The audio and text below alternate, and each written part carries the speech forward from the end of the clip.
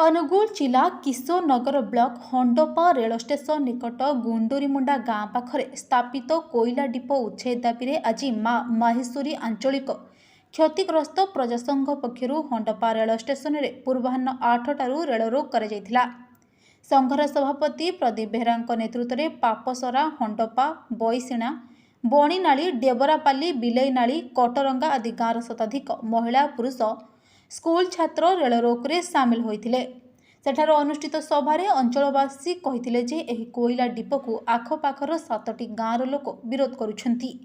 कोईला depot जोगु प्रदूषण बढ़िबा सह अंचलर चाष जमी नष्ट हेलाणी। डिपो निकटरे 2टी स्कूल थिबा बेले एहार परिसर रे कोईला गुंड पड़ुछि। याकु स्थानांतर पई संघ पक्षरु पूर्वरु बहुथर जिला प्रशासन को दाबीपत्र दियाजिबा सह आंदोलन होइथिला। मात्र किछि सुफल न मिलिबारु आज रेल रोक करा जायथिला। उपसभापति विश्वरंजन प्रधान, संपादक बीसी विश्वाल, सिपुन परिड़ा, महेश्वर छत्रिया, कृपासागर अमांत, अजय प्रधान, बापूजी प्रधान, सुजित प्रधान, जंगेश्वर प्रधान प्रमुख आंदोलन में सामिल होते। किशोरनगर तहसीलदार शांति स्वरूप मिश्र, आठमल्लिक एसटीपीओ चिंतामणि प्रधान, हंडपा थानाधिकारी प्रदीप प्रधान, बोइंडा फांडी अधिकारी अरुण पंडा समेत रेल विभाग उच्च पदाधिकारी पहुंची आंदोलनकारी आलोचना करथिले।